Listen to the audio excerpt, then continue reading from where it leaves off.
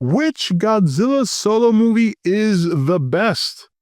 We're about to find out in this video, but before we get into that, full disclosure and providing a little bit of context for what I'm about to tell you. If you want to get straight to the video itself, I'll leave a timestamp below, but there are some things I want to disclose about this video before I get started. First of all, this video, I am taking my traditional approach. I am not going to do any kind of special editing or cutting anything in. This is my fourth time trying to do this video. This video was supposed to be up on Sunday, and now it's like late Wednesday. This is like my fifth time recording this, and it hasn't only been technical difficulties, but it's primarily been like a writer's block in a video aspect. You know what I mean? This video, you guys know, for the best of the best, this is the fifth video in the series for best of the best, and many of you know I've been keeping my biases out of it. For example, when we did the Showa series, my favorite, obviously, is not Mothra versus Godzilla, but I felt that overall that was the best versus movie in that era. This one is turned out to be a little bit more contentious of a recording for me than I expected, because it kind of brought back a lot of memories of 2016 when I did my first review for Shin Gojira, and the response to that video. This was back when YouTube actually still had a comment section. People who watched your video could actually message you.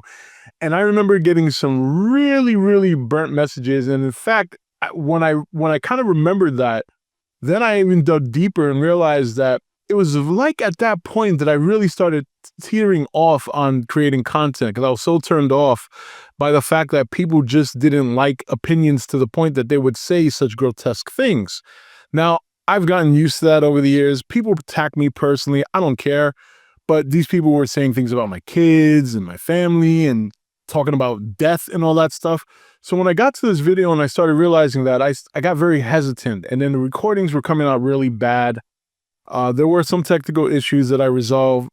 And then I was like, do I really want to do this? And then I thought to myself, well, look, you're kind of coming back right now. You're not going to have the same kind of attention on this video that you had in 2016 with Shin Gojira. So just push through this. So with that said, let's understand these are all opinions. I give my reasoning for my opinion, and that's that. So let's get to the video. The best solo Godzilla movie. And we're going to start with 1954. Now, the 1954 movie is, the godfather of Godzilla, and to some would argue even the godfather of the kaiju genre. Not that the kaiju genre didn't exist before that, but let's just say that Godzilla 54 really put the genre on the map. And look, this is just a classic movie that is very foreboding, very scary. You may not think it now when you watch it, but anybody who saw it as a young person back in the 50s, shortly after the discovery of the atomic bomb, found it to be very scary. I know this because my mother was a child when she saw it, and she told me it was one of the scariest things she ever watched. So, and the 54 movie is not only scary in that sense, but at the time, the special effects were pretty groundbreaking, even though this is a movie that came from Japan. This movie has stood the test of time. It is a fantastic narrative, and not only does it introduce us to the nature, the beast that is Godzilla, the force of nature, but it also is a cautionary tale about nuclear weapons and war. So obviously, we all know what this movie means to us. So we're going to move on to Godzilla Returns 1984. We're talking about the Japanese version. Now, 1984 is more of a somber movie. This is a little bit opposite of what we got in 54. On one hand, obviously, we know that they still kind of carry the tale over of him being a force of nature, and it's loosely connected to the 54 movie. But in this one, there is this yearning almost to discover what Godzilla is, in a sense. Like, there's almost an empathy that's developed for Godzilla in this particular movie, and nothing hammers that home more so than the end, when they finally find a way to trap him in the volcano, and everyone is crying. And I remember I was like 7 years old and I cried. You know, it was the first time I seen the movie. I didn't know how it was going to end. And they made it very somber, and they kind of made you empathetic towards him. He became a little bit more of a character in this movie than I think in any other movie he's ever been in. Granted, not in the way that Kong becomes a character, but through the context of the human characters, they gave him more of a life. So that way, by the time you got to the end, you actually felt bad for the very monster that is, even in this movie, destroying everything. And I think that's what makes this movie so effective. I think that's why the writing is so good in this movie. And then, of course, the special effects are amped up from 54, and there's some great action scenes. Now, moving on to Shin Gojira 2016. And this movie is basically a governmental satire and basically highlights the incompetence of the Fukushima disaster years prior to the movie releasing. And look, Godzilla's design, I love the fact that in this movie, they were bold, they were brave, and they took Godzilla's design in a whole different direction. And I will always appreciate that back. He was grotesque, almost zombied, and he was such an intimidating presence because here's this large, grotesque monster just trudging through the city. Nothing is stopping him. And I gotta say, it's also one of the movies with probably one of the best atomic breath scenes to ever be on film in any Godzilla movie. Yes, that's including Legendary. I will admit that. And this movie, the narrative is not bad. The problem is you lose any connection to the movie because there's no central character to connect with. And and when you look at the prior two movies and the cast, more so 54, the cast for 84 was really good, but not nearly as strong as 54. But here you have none of that. So you're basically just watching. I think they wanted to give it a sense of realism. And by doing that, you don't really connect in a moment of disaster. You don't really connect with one particular person. You kind of start to feel for the collective, the community, the people that this is happening to. But this didn't come across as strong for me. So Shin Gojira, I know a lot of people love it. I know a lot of people are crazy about it. And we're going to move on to the most recent, critically acclaimed Godzilla Minus One. Godzilla Minus One is just epic. Let's face it. I mean, this is one of, if not the best Godzilla movie ever created. Not only are the special effects really good and on par with some of the, I would say, lower budget Hollywood movies. If you get a big budget Hollywood movie well done, Hollywood still blows away Toho in the special effects department. But what makes this movie is not the special effects. What makes this movie is the narrative, the story, and most of all, the acting. If you take Godzilla out of this movie and you replace it with something else that's not a monster, this narrative still works. It's very strong. I love the idea of a shameful soldier trying to redeem himself against all odds. Also, adding to the fact that these people are down and out and already trying to restructure their life. Now they got to deal with this large monster coming in, wrecking everything all over again. And rather than just give up and fold, they band together to fight back now against this monster. Godzilla Minus One is an incredible movie. And let me tell you, it's going to stand the test of time, much like 54. Looking at all four of these movies, there are a slew of people who have their favorites. I myself am a 1984 stan through and through. And I think I like the fact that in 1984, that movie, they make Godzilla a little bit more, they make you empathetic towards him, which not many movies do. When it comes to, Shin Gojira, there's no way in shape or form I would ever think it's a bad movie. It's just a movie that doesn't have a strong story. I mention these two because these two are not going to win this category. All right, Shin Gojira, and as much as it pains me to say, Godzilla 1984, they're not going to win. Shin because it's the weakest of the four narratives and there's no central character to get behind. And that in and of itself does it in. In terms of presentation of Godzilla, it is aces because it does something bold and it actually works. People really do enjoy that design, as creepy as it is and as different as it is from anything they've ever seen. 84 doesn't stand up to the other two movies simply because while it's a good narrative, it's not nearly as strong. The acting's not nearly as good. And it's a very consistent, just above mid movie.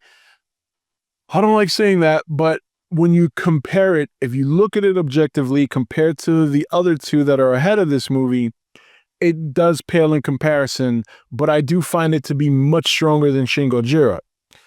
That brings us to Godzilla Minus One and Godzilla 54.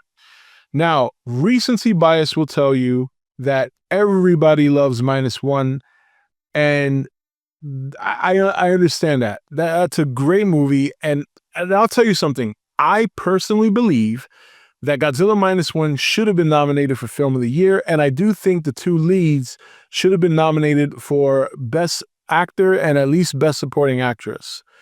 I know a lot of people, and I'm not trying to rain on any parades here, but I'm going to tell you how I honestly feel. I personally feel that Godzilla Minus One should have won several awards, if not been nominated. I think the fact that people celebrate that it won for special effects as an award, honestly, I don't think that was a good thing, and I think that was very telegraphed, the fact that they got that award. First of all, there are many good things about this movie that far exceed the effects on this movie, because while the effects on this movie are good, they're not front and center, and like I said, they're not nearly as good as what America at its best, what Hollywood at its best can do with special effects. However, the acting and the story is extraordinarily strong, much better than what we've gotten out of Hollywood the last several years.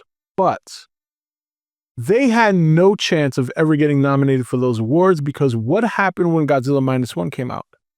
Everyone used that as an example to shit on Godzilla. And Hollywood said, you know what? I know if we don't give you an award, it's probably going to make us look bad. We'll throw you a bone and give you special effects, because who really cares about that? We all know the big categories are Best Actor, Best Actress, Supporting, Film of the Year, Director of the Year, stuff like that. There's no way. And I think that's a big disservice, because Hollywood got embarrassed. All right. Now, 54, you could argue the same thing, but at that time, there's no way they would have gotten an award. Why? Because America still hated Japan at that time. 54 was only not even 10 years removed from what happened, from what the United States did to Japan. So there's a lot of animosity there. So there's no way the Academy would have ever considered giving Godzilla 54 any awards, even though they were deserving. And especially because of what Japan had did to the United States many years ago, bombing Pearl Harbor. Taking these two things into account, all right, when it comes to 1954 and Godzilla Minus One, this is the toughest decision, because I've seen all four of these movies recently. This is another reason why this video has been so delayed. And I really wanted to look at them and see for myself, you know, which one is really the best. And when it comes to Minus One and 54, honestly, you can make an argument that these two are neck and neck. But there's one reason why I'm going to give it to 1954. It is original. Minus One, as good as it is as a movie, is not an original movie. It is striving to be what 54 is. It's essentially a reboot of 54, but telling a different story. There's really no differences there. And when you take a character like Godzilla, when you take his story and you retell it over and over, it's very rare to get the kind of story that Minus One did, and it gets kudos for that. But it will never be what 54 is, and it's not because it sucks. It has nothing to do with that. It's because of when 54 came out, what 54 means, what 54 started, and where it stands today as a reminder. And as good as Minus One is, it can never live up to that, because the whole essence of Minus One derives from 54. And that is the primary reason I give it to 54. On a more nitpicky issue, I also think that the pacing in Minus One really tapers off in the third act. You get a nice build-up to finally seeing Godzilla. Godzilla has this whole great sequence that ends the middle of the movie, and then you start the third act of the movie that leads to the climax. And while the climax is very good, everything that comes between Godzilla's attack, the ending of that sequence, and right before they finally take Godzilla out is extraordinarily slow, is could have been cut a little bit uninteresting. There are some editing decisions and narrative decisions that I thought were pretty critical that kind of takes the immersion out. For example, there is a scene where Godzilla first arrives and she's on the train and he notices, and next thing you know, out of nowhere, not only does he get to where she is shortly after after Godzilla attacks, but he just randomly finds her out of nowhere in the middle of a crowd running away from Godzilla. Stuff like that is immersion breaking. Then on top of that, you got some editing decisions at the end that kind of really break the immersion. I always mention this, the boats. Again, these are nitpicks. Ultimately, the decision came down to is just that 54 is consistently paced. It is the original. It is the reason we enjoy Godzilla today. And in my opinion, in my heart of hearts, I cannot dethrone that movie for recency bias, because honestly, I wouldn't be able to enjoy -1 today if it wasn't for 54. And that, my friends, is why Godzilla 1954 is the best and will always be the best, even if you're not a fan of it, because like I said, 84 is my favorite, but it will always remain #1 for solo Godzilla movies. Now that I got this out the way, we're going to resume our videos. This was a real writer's block type of video for me, and I struggled with it. And now that I'm done and I'm going to put it out into the ether as is, and we're going to go back to doing the videos like we did. This is an unscripted video, unedited. I had to get this one out. After 5 attempts, I had to get it done, and I want to move on to the rest of the content. I guess there was just a little bit of anxiety with doing this video. Not that there needs to be. That was 9 years ago, and I'm made of much sterner stuff now when it comes to comments, but it did kind of set me back a little bit. But now that it's done, that's my decision, and hopefully you guys understand no matter how much you hate it. But that's it. This is Rob signing off for E.T.N, where we don't do news, we just talk entertainment. Take it easy.